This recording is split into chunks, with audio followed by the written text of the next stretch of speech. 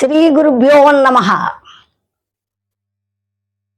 బ్రహ్మానందం పరమసుఖదం కేవలం జ్ఞానమూర్తిం ద్వంద్వాతీతం గగన సదృశ్యం తత్వమస్యాది లక్ష్యం ఏకం నిత్యం విమలమచలం సర్వదీ సాక్షిభూతం భావాతీతం త్రిగుణరహితం సద్గురుం తం నమామి. అందరికీ నమస్కారములు. ఈరోజు రుక్మిణీ మాత శ్రీకృష్ణ భగవానుని అడిగి తెలుసుకున్నటువంటి సృష్టి రహస్యం మనం చెప్పుకుందాం. ఈ సృష్టి గురించి అనాది నుంచి కూడా కొన్ని ప్రశ్నలు ఉదయిస్తున్నాయి. సృష్టి చేయాలంటే సృష్టికర్త కావాలి. సృష్టికర్త చేయాలంటే సృష్టికి కొన్ని వస్తువులు కావాలి. మరి సృష్టి ముందా, సృష్టికర్త ముందా? ఇది అనాదిగా వచ్చేటువంటి సమస్య. అంటే చెట్టు ముందా, విత్తనము ముందా? విత్తనము లేనిది చెట్టు లేదు, చెట్టు లేనిది విత్తనము లేదు. అది ఏది ముందు? కుండ కావాలంటే కుమ్మరి ఉండాలి. మరి కుమ్మరి ముందా, కుండ ముందా? ఇవన్నీ కూడా మనం ఆలోచించినప్పుడు కుండ చేయడానికి ఉపయోగించేటువంటి మట్టి, చక్రము, ఆ పరికరాలన్నీ ఉన్నా చేసేటువంటి కుమ్మరి కావాలి. కావున సృష్టి చేయాలంటే సృష్టికర్త తప్పకుండా ఉండి తీరాలి. సృష్టికర్తే ముందు అనేది మనం ఇప్పుడు నిర్ణయం చేసుకున్నాం. సృష్టికర్త లేనిది సృష్టి లేదు. ఇక్కడి నుంచి మనము సృష్టి ఏ విధంగా ప్రారంభమైంది, అసలు సృష్టిని చేసింది ఎవరు, ఆ సృష్టికర్త ఎవరు అనేటువంటి విషయాలను మనము క్షుణ్ణంగా చెప్పుకుందాం. సృష్టి ప్రారంభం కాకముందు ఏముంది? అంతా బయలుగా ఉంది. అంటే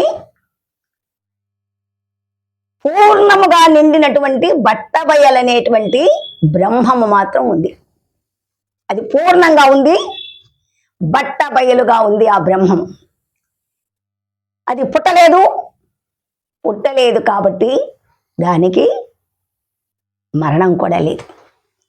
అది కదలదు, మెదలదు, పెరగదు, విరుగదు, తరుగదు. దానికి ఏ సంకల్పాలు లేవు. శబ్ద స్పర్శ రూపరస గంధాదులు లేవు. ఏమీ లేనటువంటి బట్టబయలనేటువంటి బ్రహ్మము ఆది నుంచి ఉన్నది. అటువంటి బట్టబయలనేటువంటి బ్రహ్మము నుంచి మరి ఒక శక్తి, ఒక మహాశక్తి, దానినే మూల ప్రకృతి అంటారు. మూల ప్రకృతి అనేటువంటి ఒక మహాశక్తి, ఒక మహామాయాశక్తి తోచబడింది. పుట్టలేదు, ఇది గ్రహించాలి. తోచబడింది. అయితే బ్రహ్మము యొక్క నిర్ణయం లేకుండా ఈ శక్తి ఎలా వచ్చింది అంటే బ్రహ్మానికి సంబంధమే లేదు. ఇది ఎలా వచ్చిందంటే నిద్రలో నుంచి వచ్చినటువంటి మెలకువలాగా వచ్చింది. మనం నిద్రపోతున్నాం, ఎవరైనా లేపితే లేస్తున్నామా? మనకు మనమే మెలకువలోనికి వస్తున్నాం కదా. అలాగే ఆ మాయాశక్తి కూడా నిద్రలో నుంచి వచ్చిన మెలకువలాగా తనకు తానే వచ్చింది. అది మూల ప్రకృతి. ఎండమావి ఉంది, ఎండమావిలో నీరుందా? కానీ నీరు ఉన్నట్టు కనిపిస్తున్నది కదా. ఎండమావిలోని నీరులాగా ఆ మూల ప్రకృతి తోచబడింది. అలాగే రజుసత్వ భ్రాంతిలాగా, గగన పుష్పములాగా తనకు తానే అది తోచబడింది. ఆ విధముగా తనకు తానే తోచబడినటువంటి ఆ మాయాశక్తి పేరే పరమాత్మ. దానికి పేరు లేదు, పేరు కూడా తనకు తానే పెట్టుకున్నది. స్త్రీ కాదు, పురుషుడు కాదు, నపుంసకుడు కాదు. ఆ శక్తి సృష్టి చేయాలని సంకల్పం కలిగింది. శక్తి అన్నాం కాబట్టి మనం స్త్రీలింగంగా ఇప్పుడు మనం చెప్పుకుందాం. శక్తి అన్నాం కాబట్టి మరి సృష్టి చేయాలంటే ఒక్కరికి సాధ్యం కాదు కదా. అందుచేతనే ఇప్పుడు ఒక చెయ్యి ఉందండి, ఒక చెయ్యి ఎంతసేపు ఇలా ఉన్నా ఇలా అంటూ ఉంటే శబ్దం రాదు. అదే రెండవ చెయ్యి ఉందనుకోండి ఇట్లాంటి శబ్దం వస్తుంది. ఏది చేయాలన్నా రెండు కావాలి, ఒకటి ఏది చేయలేదు. కాబట్టి తనకు మరొక దాన్ని సృష్టించుకొని సృష్టి చేయాలనుకున్నది ఆమె. వెంటనే మరి అవ్యక్తముగా ఉన్నటువంటి తన యొక్క శక్తిని వ్యక్తములోనికి తీసుకుని వచ్చి మహత్తు చేత ఒక ఆత్మను సృష్టించింది. అది కూడా ఆత్మే. దాన్ని పురుష రూపంగా భావించి బ్రహ్మ అని పేరు పెట్టింది. పేరు పెట్టి మనమిద్దరం కలిసి సృష్టి చేద్దామా అని అడిగింది ఆమె. అప్పుడు ఆయన అన్నాడు, అంటే ఇంకా ఆయన పురుష రూపమే కదా, అమ్మా నీకు నమస్కారము, నీవు నాకు తల్లివి, నన్ను సృష్టించావు, మాతృమూర్తివి, నీ కోరిక సబబు కాదు, నేను అలాంటి పని చెయ్యను అన్నాడు. ఖచ్చితంగా ఎంతో బ్రతిమిలాడింది ఆమె, కానీ వినలేదు. కోపం వచ్చేసింది. అయితే ఆమె కొన్ని వస్తువులు ఉన్నాయి ఆమె దగ్గర. ఏమిటాయి అంటే 3 మొనలు కలిగినటువంటి త్రిశూలం ఒకటి ఉంది ఆమె దగ్గర. ఏమిటది? సత్వగుణము, రజోగుణము, తమోగుణం అనేటువంటి 3 గుణాలతో ఉన్నటువంటి త్రిశూలం. అలాగే 3వ నేత్రం అగ్ని నేత్రము ఆమె పాలభాగం మీద ఉంది. ఎప్పుడైతే బ్రహ్మదేవుడు ఒప్పుకోలేదో వెంటనే కోపముతో 3వ నేత్రం తెరిచి ఆ బ్రహ్మ అనేటువంటి ఆ పురుషుణ్ణి బూడిద చేసింది. భస్మీపటలం అయిపోయాడు ఆయన. తర్వాత మరలా తన మహత్తు చేత ఇంకొక పురుషుని సృష్టించింది. సృష్టించి నీ పేరు విష్ణు, మన విరమును కలిసి ఈ సృష్టిని చేద్దాము అంటే ఆత్మస్వరూపుడు అన్నాడు, తల్లి నీవు నాకు సోదరివి కాబట్టి ఎంత మాత్రం అలా చేయడానికి వీల్లేదు. నీ మీద నాకు పూజ్య భావం ఉన్నది, నీవు సోదరి సమానురాలివి, తల్లి సమానురాలివి, కాబట్టి అలా నేను ఎంత మాత్రం ఒప్పుకోనంటే ఇదిగో ఈ బ్రహ్మకు పట్టిన గతి చూశావా, నీకు అదే గతిని బెదిరించింది. కానీ విష్ణు వినలేదు. అప్పుడు కోపంతో మరలా 3వ కన్ను తెరిచింది ఆమె. ఆ కంటిలో నుంచి వచ్చినటువంటి ఆ అగ్ని విష్ణుమూర్తిని కూడా దహించింది. భస్మరాశి అయిపోయాడు. మరలా ఆలోచన చేసింది.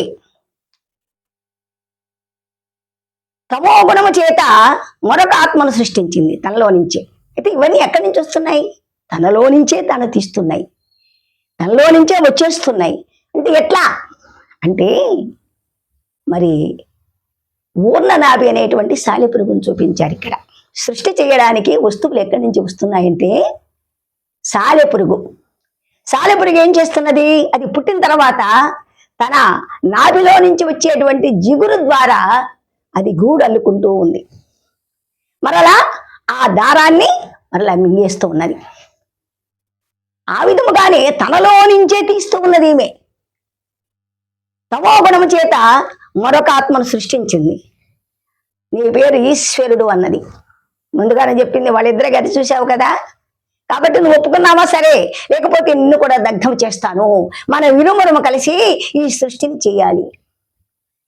ఆ ఈశ్వరుడు ఆలోచించాడు, ఓరి నాయనో ఈమె సామాన్యురాలు కాదు, ఒప్పుకోకపోతే ఈ ఇద్దరికి పట్టిన గతే నాకు పడుతుందని ఆలోచన చేసి చాలా తెలివిగా ఉపాయంతో అపాయాన్ని గడుపుకోవాలని ఆ స్వామి అన్నాడు, సరే నిన్ను చేసుకోవడం నాకు ఇష్టమే.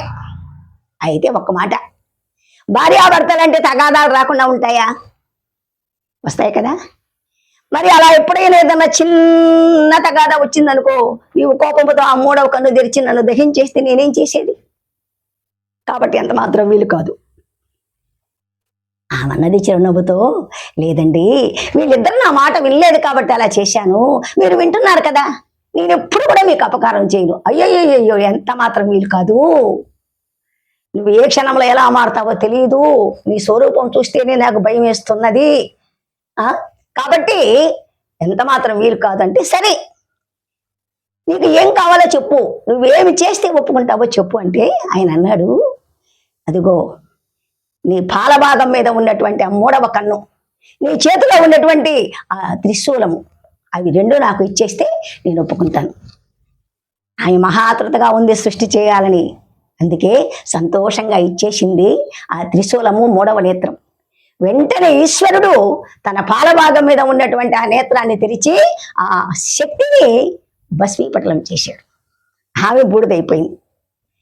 వెంటనే పరమేశ్వరుడు మరి బూడిద మారి ఉన్నటువంటి విష్ణుదేవుని బ్రహ్మదేవునికి సజీవ రూపం ఇచ్చి పరాశక్తి యొక్క ఆ భస్మాన్ని 3 భాగాలుగా చేసి అందులోంచి 3 బొమ్మల్ని లేపాడు, స్త్రీమూర్తులను. వాళ్ళే లక్ష్మి, సరస్వతి, పార్వతి. ఈ మనమందరం 6 మందిని కలిసి సృష్టి చేయాలి అని మరి రజోగుణ సంపన్నుడైనటువంటి బ్రహ్మదేవునికి సత్వగుణ సంపన్నురాలైనటువంటి సరస్వతీదేవిని, సత్వగుణ సంపన్నుడైనటువంటి శ్రీ మహావిష్ణువుకు రజోగుణ సంపన్నురాలైనటువంటి లక్ష్మీదేవిని ఇచ్చి మరి తమోగుణంతో ఉన్నటువంటి పార్వతిని తాను స్వీకరించాడు. ఈ 6 మంది కలిసి సృష్టి చేయడం మొదలుపెట్టారు. అక్కడ నుంచే మరి పంచభూతాలు ఉద్భవించాయి. ఈ 6 మంది నుంచే సృష్టి జరిగింది. పంచమహాభూతాలు ఉద్భవించాయి. మహాకాశము, మహాకాశములో నుంచి మహావాయువు, మహావాయువు నుంచి అగ్ని, అగ్ని నుంచి జలము, జలము నుంచి పృథ్వీ, పృథ్వీ నుంచి ఓషధులు, బీజములన్నీ కూడా ఉత్పత్తి అయినాయి. మరి ఆ బీజాలలో నుంచే సర్వ జగత్తు, మానవులు, మృగములు, జంతువులు, పక్షులు, జలచరములు, క్రిమి కీటకాదులు, ఎన్నెన్నో మరి జీవజాతులన్నీ కూడా ఉద్భవించాయి.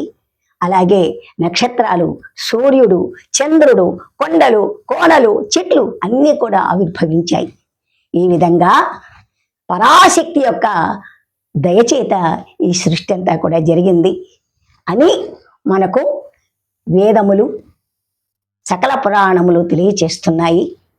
మరి ఈ వీడియో మీకు నచ్చినట్లయితే సబ్స్క్రైబ్ చేసి బెల్ బటన్ నొక్కవలసిందిగా కోరుతూ ఇంతటితో సెలవు తీసుకుంటున్నాను. నమస్తే.